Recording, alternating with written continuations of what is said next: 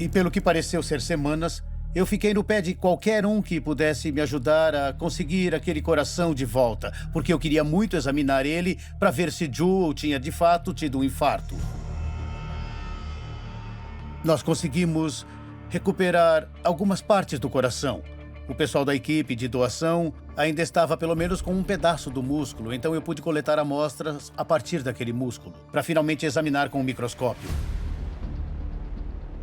No hospital, quando fizemos os exames laboratoriais, eles encontraram uma enzima cardíaca, que é uma espécie de proteína que vaza do coração. Quando o coração é danificado, essa enzima é liberada no sangue e nós conseguimos medir essas enzimas. E o que isso quer dizer? O relatório da polícia apontava que, com esse nível elevado de enzimas, eles achavam que era devido a um infarto.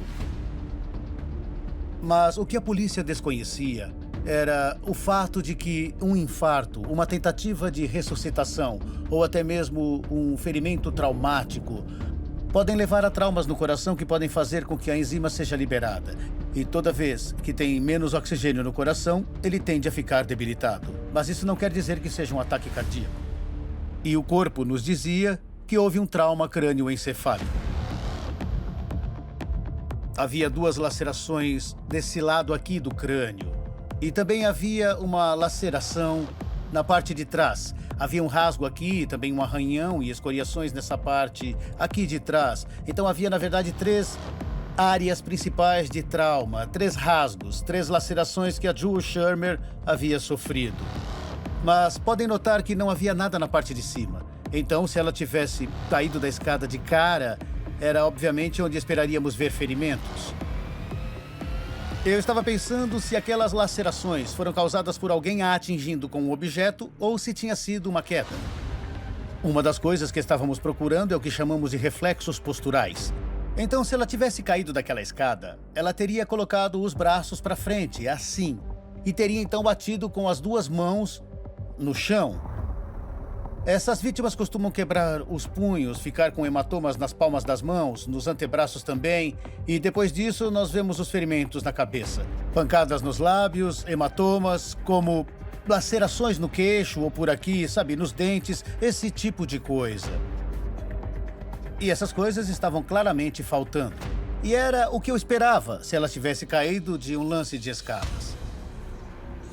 Não havia nenhuma fratura no pescoço, nenhuma fratura nas costelas, nenhuma fratura na espinha, nenhuma fratura na pelvis, nem sequer nos braços ou pernas. Muito estranho.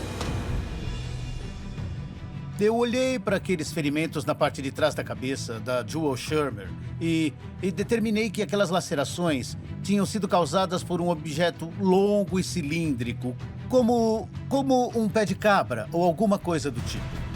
Eu então passei essa informação para o escritório da promotoria e disse a eles, em termos bem claros, que a causa da morte havia sido traumatismo crânioencefálico e que deviam investigar como homicídio.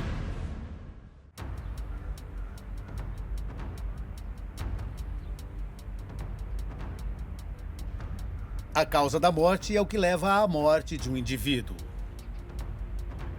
Mas a forma da morte lida com as circunstâncias em torno da morte da pessoa. E no caso da Jewel Shermer, eu acabei tendo que descrever como indeterminado. E o motivo do porquê eu tive que fazer isso foi porque havia muitas coisas que não tinham sido feitas nesse caso. Em primeiro lugar, seria necessário reconstruir a cena do crime. Em segundo lugar, seria preciso uma análise das manchas de sangue. E em terceiro, seria preciso extensos interrogatórios com o marido, neste caso, e nada disso foi feito. Então, eu não tive escolha. Eu estava num beco sem saída.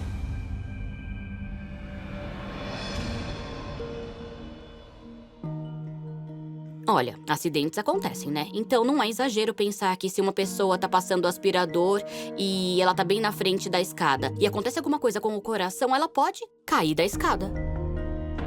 E também tínhamos um pastor, alguém em uma posição de confiança, um homem muito conhecido na comunidade e que podia conhecer as pessoas que estavam investigando esse caso. Se o pastor disse que foi isso que aconteceu, por que alguém questionaria?